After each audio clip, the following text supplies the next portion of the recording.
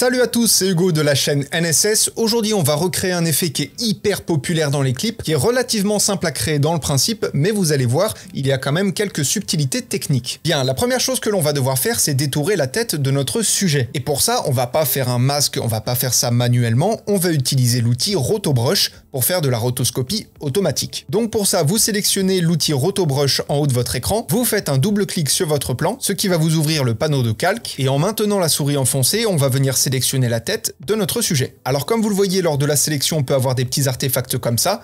Alors pour désélectionner, vous maintenez Alt, ce qui va changer votre curseur, et vous désélectionnez du coup ce que vous ne voulez pas. Alors pour tous les détails concernant cet outil, l'outil Rotobrush et même la rotoscopie en général, je vous remets un tuto en haut de l'écran qui parle de ça directement, c'est le centre du sujet de la vidéo. Donc vraiment, pour avoir toutes les informations dans les détails, regardez cette vidéo-là, et comme ça on passe pas trop de temps dessus aujourd'hui. Retenez néanmoins que ce qui va être très important, c'est d'être hyper minutieux sur la première frame, puisque c'est ce qui va définir toute la rotoscopie, tout le découpage qui va suivre. Une fois que vous avez sélectionné votre sujet, vous allez avancer un petit peu dans votre timeline pour voir si le Rotobrush fait bien son travail. Voilà, j'ai avancé d'environ 1 seconde, et pour l'instant tout va bien. Je peux encore avancer. Ça, c'est juste histoire de vérifier en même temps. Là, encore une fois, tout va bien. Je vais passer directement à la fin de mon rush. Alors, bien évidemment, pour le tuto, j'ai fait exprès d'utiliser un rush relativement simple où le sujet ne bouge pas beaucoup. Vous retrouverez d'ailleurs le rush dans la description de la vidéo. Mais bien évidemment, pour des clips, ça peut bouger beaucoup plus. Donc là, pour le coup, il faudra vraiment prendre le temps de travailler la rotoscopie. Ce sera beaucoup plus minutieux que ce qu'il n'y paraît. Bien, une fois que vous avez tout vérifié, vous allez pouvoir cliquer sur le bouton geler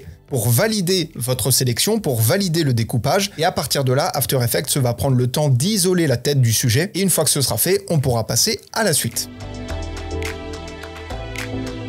Une fois que c'est fait, vous allez pouvoir retourner dans votre panneau composition, et à partir de là, comme vous le voyez, vous avez détouré votre sujet, il ne reste que la tête. Ensuite, dans votre timeline, vous allez sélectionner votre rush, faire CTRL-D pour le dupliquer, vous allez sélectionner celui du dessous, et dans les options d'effets, vous allez supprimer l'effet rotoscopie. Donc là, vous avez récupéré votre fond, et au-dessus, vous avez toujours la tête qui est indépendante, que vous allez pouvoir bouger comme vous voulez. Maintenant, on va passer à la partie la plus technique, ça va être de faire grossir la tête, et surtout de la faire rester au même endroit. Alors vous pourriez me dire, bah c'est pas compliqué, il suffit de faire un peu de tracking et le tour est joué. Alors, c'est pas aussi simple que ça, et je vais vous expliquer pourquoi avec un petit exemple très simple. Actuellement, à l'écran, vous voyez un petit rond qui se déplace de gauche à droite. Ça, c'est la tête à taille normale. Comme vous le voyez, elle se déplace entre les deux repères de couleur. Si je viens agrandir cette tête et en gardant l'animation, qui donc représente les mouvements naturels dus au plan, puisque comme vous l'avez vu, notre plan bouge, on n'a pas un plan fixe, et également notre sujet bouge également. Même si c'est pas beaucoup, elle bouge quand même. Et donc notre petit cercle animé, si je viens augmenter sa taille, comme vous le voyez, il va certes évoluer en termes de taille, mais il va également évoluer en termes de position. Son animation est beaucoup plus large, il va beaucoup plus loin, il ne s'arrête plus au repère de couleur puisque comme on a augmenté sa taille, on a forcément augmenté l'amplitude de son mouvement. Et bien pour notre rush, c'est exactement la même chose.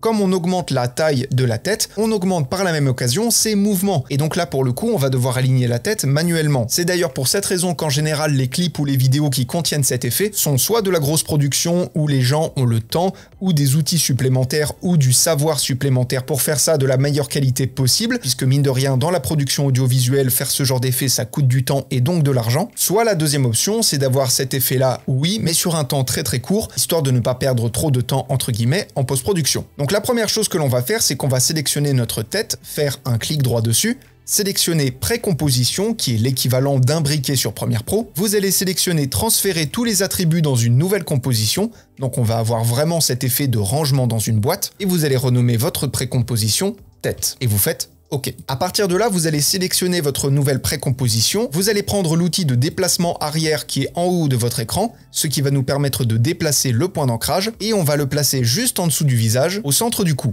à peu près ici. Et une fois que cela est fait, vous resélectionnez votre rush dans votre timeline, vous appuyez sur la touche S, ce qui va développer l'échelle, et là vous allez pouvoir augmenter cette dernière, on va dire par exemple de 100 à 130. Comme vous le voyez actuellement, ce qui va être hyper important, c'est d'avoir la grosse tête qui recouvre la petite, puisque si je décale la tête sur le côté en l'occurrence, on voit qu'elle arrive pile au niveau du menton de la petite,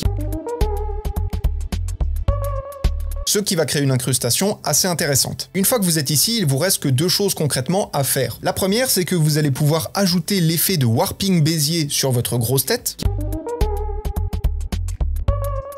Ça fait très bizarre de dire ça comme ça, puisque cet effet-là va vous permettre de créer de la déformation dans l'espace, et notamment si vous avez le coup de votre sujet, ça va être assez intéressant pour faire en sorte que le gros coup arrive sur le petit. Là pour le coup, ça peut être assez intéressant, surtout si vous avez du tracking à faire juste après. Mais sinon, comme je vous l'ai dit, l'étape la plus longue qui va vous rester, ça va être de faire le tracking, donc vous sélectionnez votre tête, vous appuyez sur P, donc là, ça vous développe le paramètre de position et vous activez le chronomètre pour générer une première image clé qui va donc dire à After Effects ce que vous voulez animer ce rush-là. Vous avancez de 3 à 5 images, c'est un petit peu comme vous voulez, pour ma part je vais avancer de 5 images, et ensuite vous venez replacer votre rush manuellement, vous avancez encore de 5 images, vous replacez le rush si besoin, etc.